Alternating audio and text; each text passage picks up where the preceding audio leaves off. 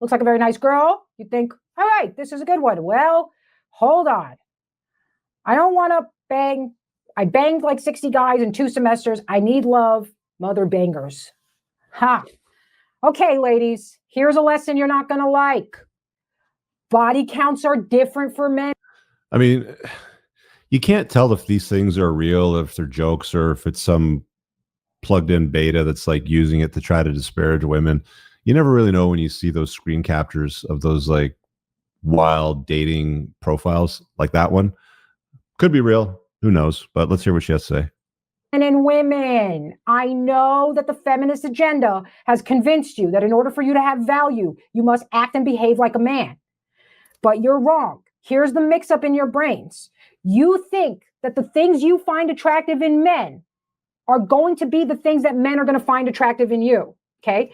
This is the absolute irony of feminism. It claims to elevate women and give them equality to men. And it starts from the assumption that the things that are unique to women are not valuable and must be discarded.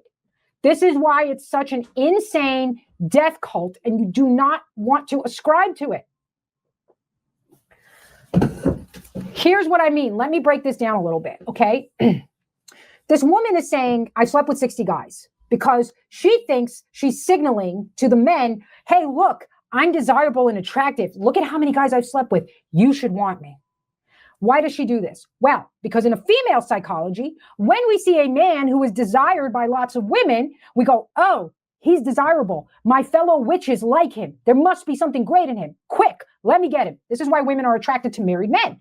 Somebody else has vetoed him and screened him and affirmed he's quality. So we want him because somebody did the work for us. Here's the thing. This is true. Women, that's how women vet men, is they basically want what other women want.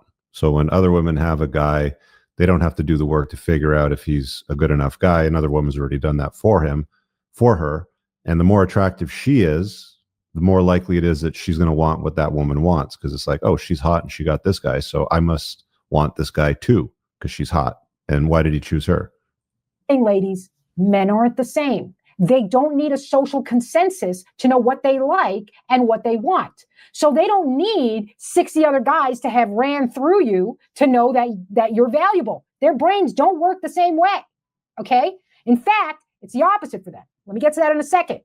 Men will like you and evaluate you based on their own criteria and judgment.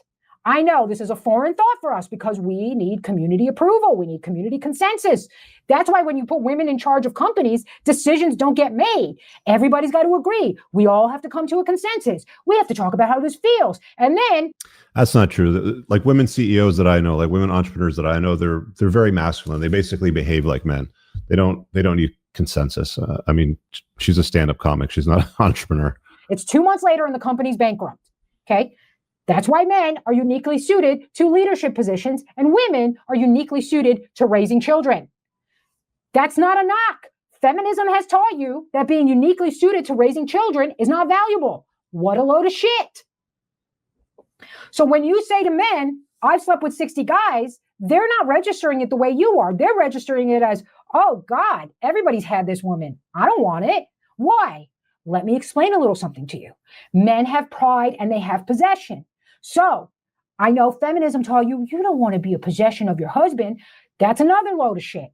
If you're a possession of your husband, he feels a sense of duty to you, a sense of duty to protect you, to care for you. Why? Because you're his. Think about the things that you own. You want to maintain them and keep them well. If it's somebody else's car, you don't care. You're not going to bring it to the car wash. So it's not a problem. But when 60 other men have had you, you've now been the possession of 60 other men. Suddenly, this man can't have that kind of pride. If he takes you to a barbecue and 3 of the men who have had you there, he's going to feel like a cuck because he's going to know that they've seen something that should have been his. This is why women were traditionally virgins until marriage, and men weren't. You can say whatever you want, but our society has fallen, and it's fallen specifically because feminism convinced women that this was a bad thing, that it was a bad thing to make sure that the guy you were going to give your body to would give you a commitment for life to take care of you and be with you. That instead, what you should do is give your body freely to men. So Sorry, I was just Googling while, she's talking and doing this rant. She's talking about women are ideally suited to have children. She doesn't have any kids. I don't know if she's married, but she's never had any kids, and she's not young. I don't know how old she is. I'll check real quick. And one of the things that she completely swept over and absolutely missed when she was talking about this dating profile, talking about sleeping with 60 guys in a semester, and she's looking for a relationship now, is that, I mean, men don't generally, I don't think guys ever brag about their notch count publicly, unless they're usually like a pickup artist or some douchebag from the Mano Swamp. That's when they'll do it. But generally speaking, it's like, I don't know. I just haven't kept count. Doesn't really matter. But the thing that's uniquely interesting about guys that can sleep with a lot of women is that it's very difficult for men to get laid.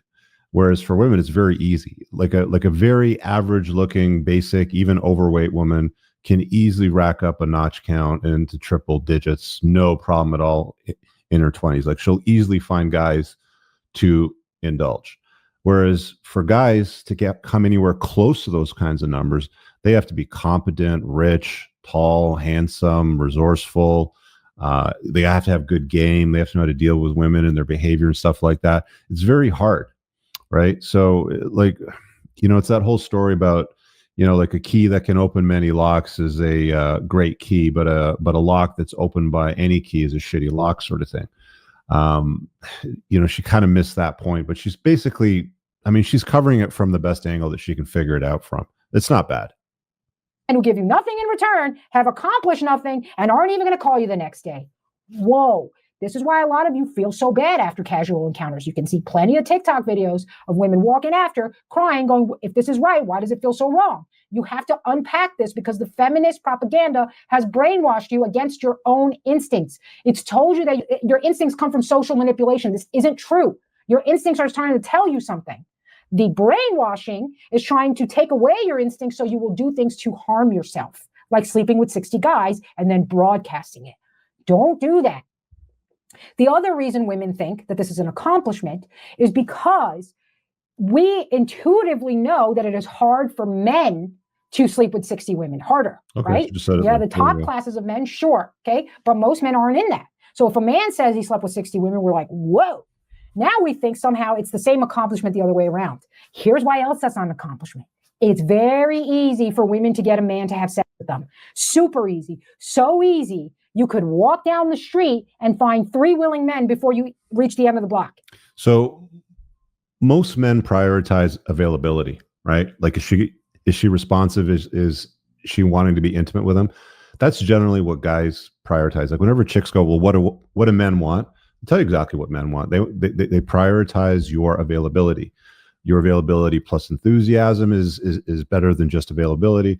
You get what I'm saying, but that's like the basis. It's a very low bar. Like, most men will have sex with most women, but most women won't have sex with most men. They're just way more choosy. Here's the other issue. That doesn't mean that those 3 willing men are quality men.